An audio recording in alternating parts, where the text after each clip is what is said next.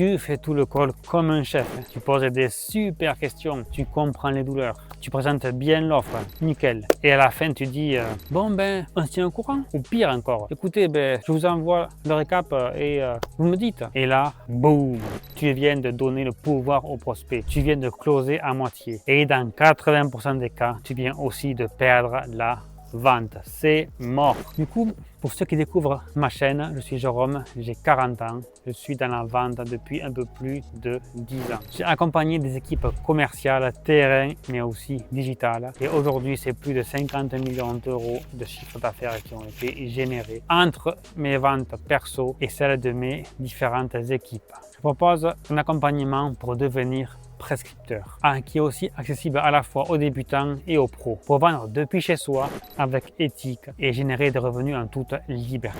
Le lien il est en description et aussi épinglé en commentaire pour prendre rendez-vous avec un de mes conseillers. Du coup c'est parti, let's go. Du coup c'est quoi closer à moitié? Et en fait c'est tu fais ton appel de vente, tu vas poser les bonnes questions, tu fais parler ton prospect, tu vas creuser ses douleurs, tu vas le projeter, identifier ses besoins, tu présentes une solution qui va être adaptée, tout est nickel, carré, et puis tu vas terminer ton appel par je vous envoie ça par mail et vous me dites. Ou alors tu vas dire aussi parfois écoutez, prenez le temps de réfléchir, il y a le temps. Ou alors écoutez, je vous laisse en discuter avec votre femme, votre mari, votre associé et on se dit quoi? Ou alors tu vas dire super, écoutez, on se tient au courant sur WhatsApp. À ce moment-là, tu viens de closer à moitié et dans 90% des cas, tu viens de flinguer, boum, ta vente. Pourquoi? Parce que tu passes la main en fait. Tu remets la décision au prospect sans cadre, sans deadline, sans pression douce. Tu ne guides plus en fait, tu espères. Tu n'orientes plus, tu attends. Et la vente n'appartient plus à un processus.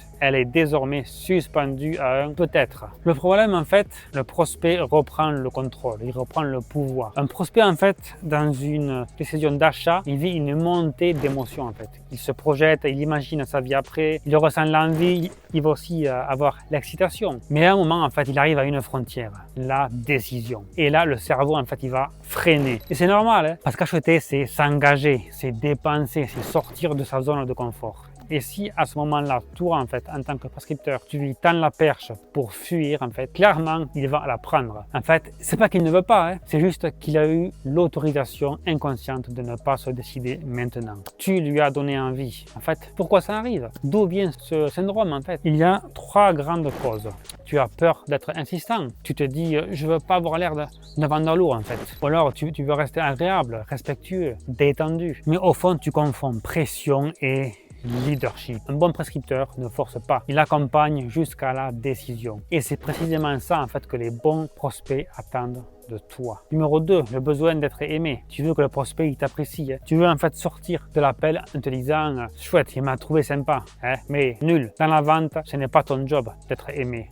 C'est ton job d'aider à trancher. Et parfois, en fait, ça passe par un moment inconfortable. C'est normal. Numéro 3 aussi, le manque d'habitude. Tu as peut-être appris à poser des questions, à reformuler, à présenter une offre. Mais on t'a jamais appris à conclure en fait une vente. On t'a jamais appris à dire ok, du coup, c'est parti, on y va. Ou alors, est-ce que vous êtes prêt à démarrer dès maintenant, aujourd'hui? Et donc, en fait, tu vas tourner autour du pot. Tu attends que le prospect le dise pour toi. Sauf que ça, en fait, ça arrive une fois sur 10. Et encore. En fait, ce que ça produit dans ta tête, quand tu closes à moitié, tu sors de l'appel avec une fausse impression. Toi, tu vas être content. Ouais, c'était bien. Il m'a dit qu'il était intéressé. Ou alors, il m'a dit qu'il allait en discuter avec sa compagne. Du coup, c'est bon, ça va le faire. Il était chaud. Hein. Ou alors, tu vas aussi te dire, ouais, en fait, il veut juste en fait un peu réfléchir. C'est bon, ça va le faire. Et toi, tu crois que tu es à 2 doigts de closer. Mais en fait, tu es à des kilomètres. Parce qu'un prospect chaud, non guidé, mais en fait, c'est comme un bateau sans cap. Il tourne, il hésite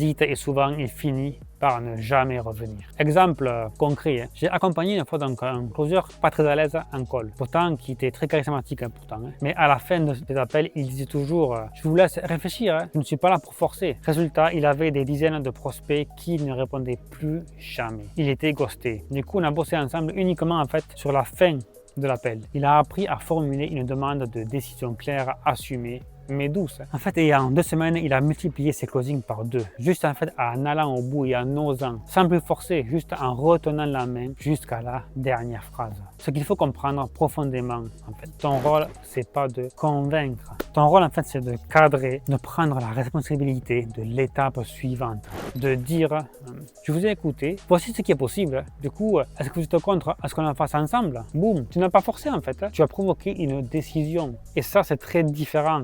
Du coup, sois honnête. Combien d'appels t'ont semblé bon, tu étais fier de toi, jusqu'à ce que le prospect te ghoste et disparaisse. Et que toi, en fait, tu as tout donné et tout, mais à l'arrivée, plus rien. Dis-moi ça du coup donc en commentaire, combien de fois ça t'est arrivé où tu pensais avoir closé et le prospect ne te répondait plus. En fait, laisser le prospect décider seul, est-ce une fausse bonne idée? Je te dis peut-être, je vais le laisser libre. Il a besoin de temps, de réfléchir. Tu vas peut-être aussi te dire, s'il est convaincu, il va revenir vers moi. Ou alors tu vas aussi penser, je ne veux pas brusquer sa décision, le pauvre quand même. Mais en réalité, en fait, ce que tu fais à ce moment-là, c'est l'abandonner à ses doutes. Tu vas le laisser face à lui-même, à ses peurs, à ses blocages en fait internes, sans cadre, sans guide, sans boussole. Et dans 90% des cas, tu sais ce qu'il choisit? Le confort de l'inaction. Le cerveau humain, en fait, il va fuir l'engagement. En fait, c'est scientifique. Le cerveau adore remettre à plus tard. Pourquoi? Parce que, en fait, décider, ça demande de l'énergie mentale. Ça crée, en fait, un mini-stress et notre cerveau est programmé pour éviter le stress. Donc, si le moindre doute, en fait, subsiste sur la peur, sur la valeur, le timing, la peur de se tromper, en fait, et que personne ne l'aide à traverser ça, il va reporter. Dans une vente, souvent dire ne jamais revenir. Vente à revoir, vente au revoir. En fait, chez le prospect, en fait, ce qui se passe quand tu ne poses pas une décision claire à ton prospect, tu vas le laisser seul avec un cocktail émotionnel ultra toxique. Ça va être la peur de regretter, la peur de se tromper, le regard des autres en fait, la peur de changer ses habitudes, l'effort de devoir s'impliquer. Et quand ce cocktail commence en fait à bouillir, à chauffer, il fait ce que font en fait 80% des humains. Il prend la fuite. Pas de réponse, pas de message, pas d'appel. Il te lâche des vues et toi tu te retrouves à faire des relances vides. Du coup, tu en es où de ta réflexion? Du coup, est-ce que tu as eu le temps de lire ma proposition? Et il ne répond même plus. Tu viens de passer de leader à demandeur. Et c'est la bascule. Quand tu ne proposes pas une décision claire, tu descends en fait d'un cran dans la relation. Tu passes de conseiller en fait à quémandeur. Et c'est là que la relation se déséquilibre. Parce qu'un prospect qui se sent en fait au-dessus de toi, qui sent que c'est lui qui tient les rênes en fait, n'est plus dans l'écoute active. Il est dans l'évaluation. Il est dans le recul et très souvent en fait il est déjà ailleurs, il est parti mentalement. Ce que ça produit en toi en fait, le prescripteur, tu vas commencer à douter de toi en fait.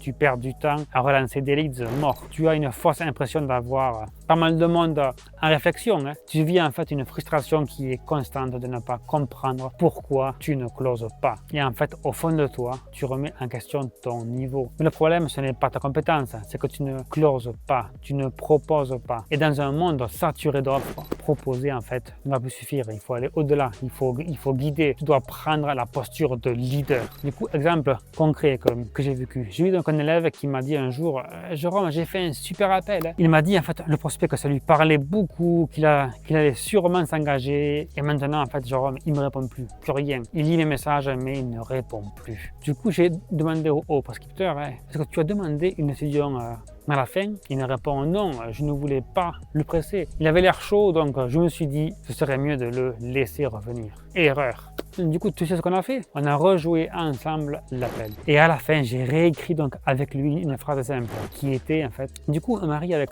tout ce qu'on vient d'échanger, est-ce que du coup, tu es prêt à y aller maintenant, à passer donc à l'action? La fois suivante, il a utilisé cette phrase. Et le prospect a dit oui, donc allons-y. En fait, juste parce qu'il a eu le courage de mettre le mot décision sur la table, boum, ça a fait toute la différence. Ce qu'il faut comprendre profondément, le prospect n'attend pas de toi que tu sois gentil. Il attend en fait que tu le cadre, parce que dans une vente en fait il a besoin de deux choses, de la clarté et du courage. La clarté, c'est toi qui lui donne. Le courage aussi, c'est toi qui dois l'inspirer, qui dois l'incarner en fait. Tu ne vends pas un produit, tu l'amènes vers une meilleure version de lui-même en fait. Et ça demande de l'autorité douce, pas de la politesse molle en fait, clairement. Closer en fait, c'est provoquer une décision, pas attendre. Du coup, tu veux être un closer pro, tu dois apprendre à conduire la vente. jusqu'au oui ou non clair. Pas de je vais réfléchir, ok? Pas de faut que j'en parle aussi donc à mon chat, mon chien. Pas de écoute, on se rappelle, hein, soit il avance, soit il n'avance pas. Mais dans tous les cas, c'est toi qui cadre la fin de l'appel. Du coup, dis-moi en commentaire combien de fois tu as pensé que ça allait le faire, que tu allais conclure. Et au final, en fait, le prospect, il a disparu. Du coup, est-ce que tu assumes aujourd'hui de demander une réponse claire ou est-ce que tu restes encore dans le flou pour éviter le malaise? Marque-moi ça du coup en commentaire. Du coup, maintenant, on va passer à la partie numéro 3. Comment reprendre le pouvoir et closer pleinement? Tu veux que ça change? Tu dois assumer de closer jusqu'au bout, pas à moitié, pas quand le prospect est ultra chaud, pas quand tu sens en fait que c'est bon. Toujours closer pleinement. Ce n'est pas être agressif, ce n'est pas forcer la main. En fait, c'est simplement conduire la conversation jusqu'à une décision.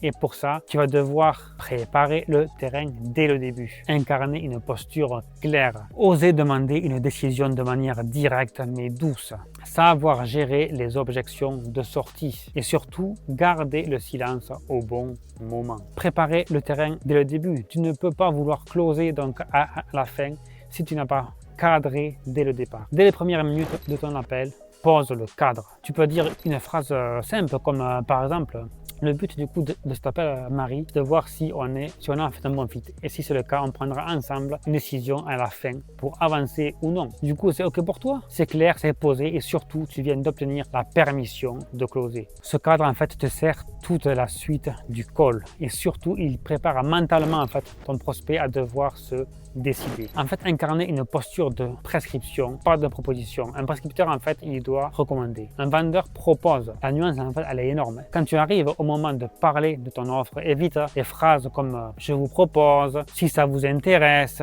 Peut-être que, en fait, tu dois plutôt dire voici ce que je vous recommande. Par rapport à ce que vous m'avez partagé, ce qui me paraît le plus pertinent, c'est ça. Ou alors, en fait, tu n'es pas un commercial avec une brochure, hein. Tu es un professionnel avec un diagnostic. Et quand tu poses cette posture, en fait, le prospect, en fait, il va te respecter, il va t'écouter et surtout, il te suit. Demander une décision avec douceur et autorité, c'est le moment où beaucoup de prescripteurs flanchent. En fait. Tu sens que l'énergie est bonne, tu sens qu'il est chaud et là, tu vas paniquer. Tu vas craindre en fait de casser le momentum. Alors tu laisses flotter. Erreur en fait. Voici 3 formulations simples et puissantes à utiliser à la fin de ton appel. Alors, est-ce que ça vous donne envie d'avancer ensemble? Ou alors, sur une échelle de 1 à 10, à combien vous sentez-vous prêt à vous lancer aujourd'hui? Ou alors, est-ce que vous êtes prêt à démarrer avec moi dès maintenant? Et après ça, tu te tais. Vraiment, tu laisses l'espace.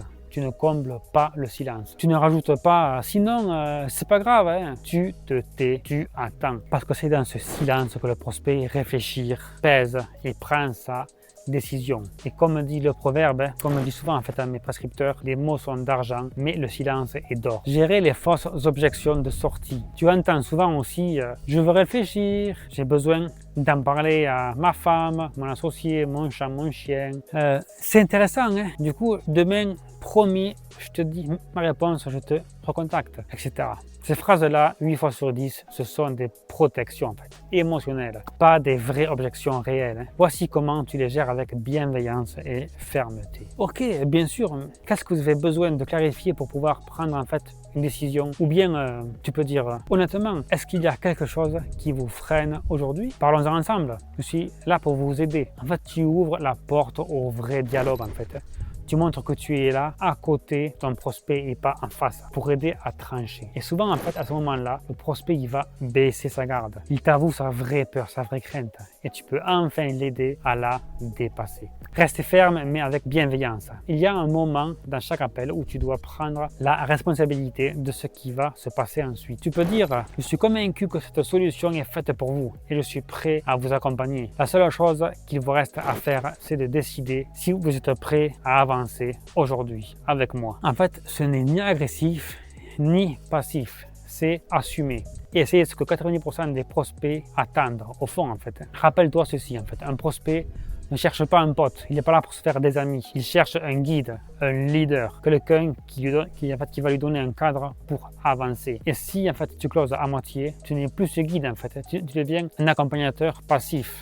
Et la vente s'écroule. Du coup, ce que tu dois retenir aujourd'hui, closer à moitié, c'est fuir ton rôle. Laisser le prospect décider seul, c'est lui offrir une sortie facile. Un vrai prescripteur cadre l'appel, incarne une posture forte, pose une question directe.